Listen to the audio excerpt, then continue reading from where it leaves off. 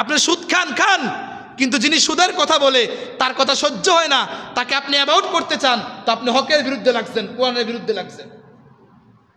এই জন্য হক ছাড়া যাবে না। মাদারিসে কৌমিয়া এটাই শিক্ষা দিছে, ইত্তেবায়ে সুন্নতি রসুল, রসুলের সুন্নতকে সমাজে প্রতিষ্ঠিত করো, বাতিলের বিরুদ্ধে মওত পর্যন্ত, শেষ নিঃশ্বাস পর্যন্ত তোমরা বাতিলের বিরুদ্ধে মোকাবেলা করো।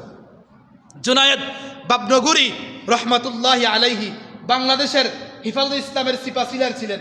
উনি মৃত্যুর আগে উলামা সমাজকে বলছে, আলেমরা আমার কাছে ওয়াদা দাও, মওত পর্যন্ত হককে ছাড়বা না। কি ছাড়বা না বলেন? হককে ছাড়বা না। যত তুফান আসুক কোনো সমস্যা নাই, হক ছাড়বা না, হক ছাড়বা না।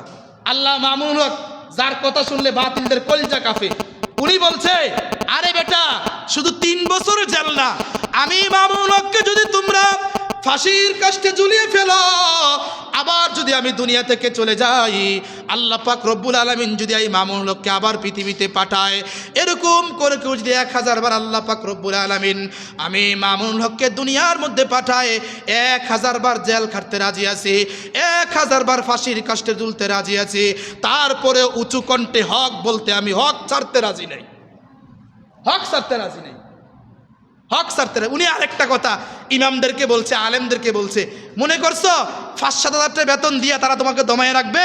হে আলেম সমাজ শুনে রাখো, এমন ভাবে চলবা যাতে করে কোটিপতির গাছ হলে, বুঝেন নাই কি চলে বলেন, চললা ভালো দামি দামি কাপড় পরবা, সেন্ট মারবা, জুতা পরবা, দেখো ঢুকে তোর দরকার নেই আমার, এমনি চলবা, তাহলে মানুষকে আলেমকে মূল্যায়ন করবে।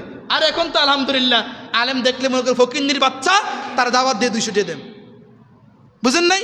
এরকম মন মস্তিষ্ক এই দেশের ভিতরে অনেক মানুষের, নাস্তিক মুরতাদ যারা আছে, এদের মন মস্তিষ্ক আছে, বুঝেন নাই? এদের কি আছে? মন মস্তিষ্ক আছে। এজন্য ভাইয়া আলেমকে ভালো চোখে দেখেন, আল্লাহ আপনাকে ভালো চোখে দেখবে। রসুলের ওয়ারিস এদেরকে আপনি ভালোবাসেন, আল্লাহ আপনাকে ভালোবাসবে। রসুলের ওয়ারিস আলেমদেরকে কলিজা জায়গা দেন, রসুল আপনাকে কলিজা জায়গা দিবে।